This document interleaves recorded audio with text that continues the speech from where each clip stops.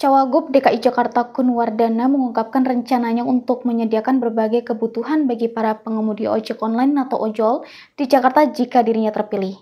Dalam pernyataannya, ia menekankan pentingnya memberikan dukungan yang layak kepada pengemudi ojol yang menjadi salah satu bagian penting dari transportasi kota. Pasangan calon gubernur dan wakil gubernur Jakarta nomor urut 2 Dharma Pongrekun dan Kunwardana yang akrab dipanggil Dharmakun mengumumkan rencana mereka untuk mendirikan tempat peristirahatan yang layak bagi para pengemudi ojek online atau ojol di Jakarta. Dalam sebuah acara di Jakarta pada Sabtu 12 Oktober 2024, Kun menjelaskan bahwa tempat tersebut akan dilengkapi dengan berbagai fasilitas yang mendukung kenyamanan bagi para pengemudi. Dharmakun menyatakan bahwa ia akan buatkan tempat yang manusiawi untuk para ojol, yang nantinya akan diberikan juga air bersih, colokan gratis, serta wifi gratis. Menurutnya, keberadaan fasilitas ini tidak hanya akan memberikan kenyamanan bagi para pengemudi ojol, tetapi juga dapat membantu mereka menghemat pengeluaran sehari-hari. Dengan adanya air minum gratis, para pengemudi hanya perlu membawa tumbler untuk mengisi ulang yang tentunya lebih praktis dan ekonomis. Tempat peristirahatan ini direncanakan akan tersebar di beberapa titik strategis di Jakarta, sehingga mudah diakses oleh para pengemudi ojol yang bekerja di berbagai lokasi.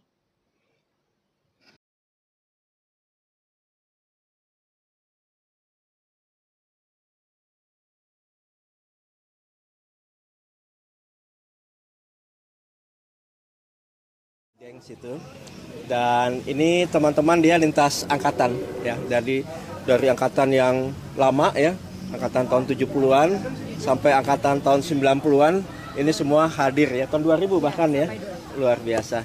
Jadi mereka semangat sekali dan kami terima kasih nih udah diundang, udah disambut dengan baik, dan tadi kami menyampaikan juga visi misi kami pada teman-teman, dan ya mereka cukup antusias untuk bisa mendukung kami.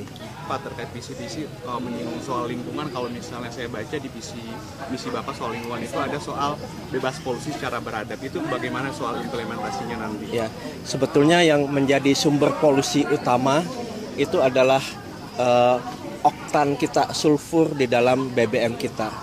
Makanya kita harus memiliki suatu standarisasi yang baik ya, sulfur kita, sehingga polusi udara juga akan menjadi lebih baik lagi. Jadi jumlah kendaraan pengaruhnya tidak sebesar sulfur yang ada di dalam BBM kita. Makanya kalau kita sudah bisa memenuhi standar, kami meyakini polusi udara akan lebih baik lagi. Kita juga nanti akan melakukan berbagai penghijauan ya, taman dan hutan kota ya, bagi gedung-gedung juga ya, kita menggunakan semua yang bersifat alamiah ya, penghijauan dan juga saluran sungai yang mengalir dengan baik ya, sehingga burung-burung bisa berdatangan bila nanti semuanya sudah bisa berjalan dengan baik seperti itu. Kalau misalnya persoalan polusi di Jakarta kan bukan hanya dari transportasi tapi juga ada dari pembangkit listrik tenaga uap yang ada di daerah Banten dan Tangerang. Itu bagaimana soal koordinasi dengan pembangkit listrik sendiri? Nah, untuk itu memang penting bagi kita untuk memiliki kerjasama yang baik dengan pemerintah daerah wilayah tetangga ya, khususnya untuk berbagai hal ya, bukan hanya polusi udara saja, tetapi juga terkait dengan banjir ya, juga dengan transportasi dan lain-lain.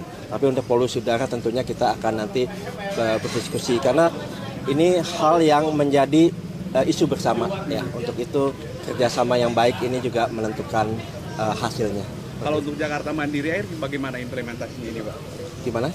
Kalau untuk di sini kan dituliskan Jakarta Mandiri Air, itu implementasinya bagaimana, Pak? Jadi kalau mengenai air, kita memang memikirkan bagaimana air bersih ini bisa mencapai ke seluruh warga Jakarta. Dan kita juga menginginkan nanti teknologi-teknologi agar di tempat-tempat tertentu air itu bisa diminum. Nah, ini menarik ya. Ini kalangan ojol itu seringkali juga membutuhkan air bersih saat di jalan. Sedangkan harga air mineral jumlahnya cukup tinggi. Makanya nanti di tempat-tempat kita akan buat semacam warung independen ya, sehingga para ojol itu bisa datang ke sana untuk mendapatkan air minum ya, air minum. Dia bisa punya tumbler, dia bisa pakai ya, sehingga dia bisa juga menghemat biaya mereka. Juga colokan gratis nanti di tempat-tempat tersebut. Bahkan tadi di halte ojol kita akan bangun, kan biasanya para ojol itu ada di tempat-tempat di mana Transjakarta itu berhenti gitu ya. Dan mereka kita akan buatkan tempat yang manusiawi untuk mereka, yang nanti diberikan juga air bersih ya, dan juga colokan-colokan gratis dan wifi gratis. Dalam konteks pemenuhan air bersih bagi masyarakat itu kan untuk konteks diminum ya Pak. Kalau untuk air bersih, pemenuhan air bersih kan selama ini kan Jakarta itu tergantungnya itu air dari tanah Pak, dan itu berdampak kepada penurunan permukaan tanah gitu, dan ada juga ancaman Jakarta tenggelam. Itu solusinya bagaimana Pak untuk penyaluran air kepada masyarakat untuk tidak lagi menggunakan air dari tanah? Ya, jadi memang kita nanti akan lakukan efektivitas dan efisiensi ya, khususnya dari penyelenggara air bersih.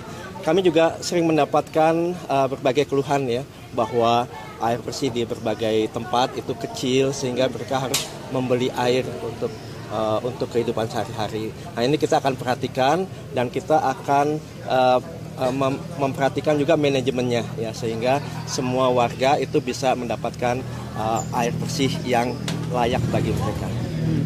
Oke, baik Bu ya. Terima kasih ya. Terima kasih ya. Inisiatif ini muncul sebagai respon terhadap tantangan yang dihadapi oleh para pengemudi yang seringkali tidak memiliki tempat yang nyaman untuk beristirahat di tengah kesibukan kota.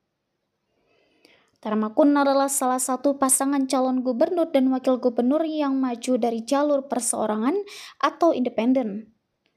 Mereka telah dinyatakan memenuhi syarat untuk berkontestasi pada Pilkada Jakarta oleh Komisi Pemilihan Umum atau KPU setelah berhasil mengumpulkan dukungan yang signifikan dari warga.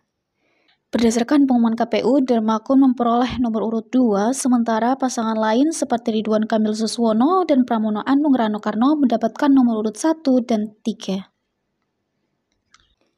Dari Jakarta, tim liputan Buana TV melaporkan.